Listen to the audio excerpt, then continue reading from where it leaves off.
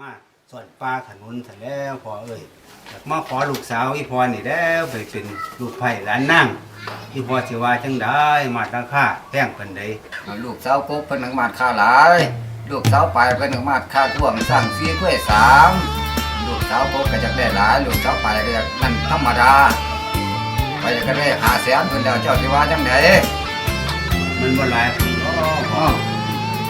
คนบ้านหนึงเมืองเดียวกันครับเล็กน้อยมันก็มาหักกันมาโดนแล้วพอจะขามือบ่ได้บ่พ่อ ก็สิบ่ยอมเพิ่นดอกคือลูกข่อยก็เป็นครูเป็นหยังเรียนจบมาจนเป็นครูเสียเงินก็เสียหลายแล้วก็จะได้ค่าดองหลายอยู่แล้วเจ้าสิว่าจังได๋เสียงคนสาคุมเนื้อคุมตาว่าคอยขอสามบ่ได้นายหมู่กองเหลือเกินเสียใจเต็มที่ก้มหน้านี้ตั้งแต่ค่อนคืนบ่อยู่ไปฮอดมืออื่นนายคนเขาสิเว้าใส่ขอลาพ่อแม่เก็บเอาแพ้กระเป๋าเสื้อผ้าอดกันในเด้อน้ำตามึงอย่าเฝ้าหลังออกลากูบ่เจ้าของตอนนี้กำลังอับอายเสื้อหน้าเอาแก่ยิงชายที่ขอไปตายดับหน้าดีกว่าเปิดอัตรานายชาเจ้าของมันจนสิ่งสอดต้องสูงเหลือล้นคนจนจึงได้ถอนตัวขอลาคนเดินให้ลาคนเดินทุนหัวสาธิบ่ได้เป็นผู้ก็ย้อนบุญหัวไอ้น้อยบ่จักลายว่า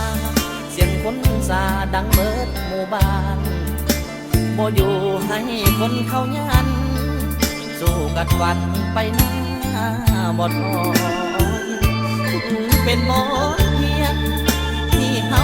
ขอสาวแล้วปอนโอ้คักเจ็บคักแท้คอยย้อนเงินเฮาน้อยจึงบ่ได้สาว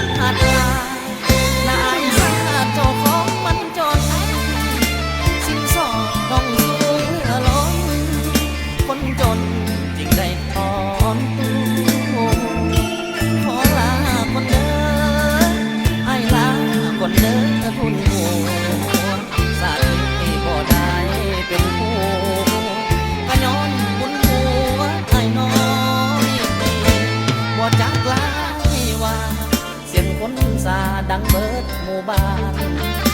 บ่อยู่ให้คนเขายันสู้กัดวันไปหน้าบ่ถอยเป็นบทเรียนที่เฮาขอสาวแล้วปอนโอ้คักเจ็บคักแท้คอยย้อนเงินเฮาน้อยจึงบ่ได้สา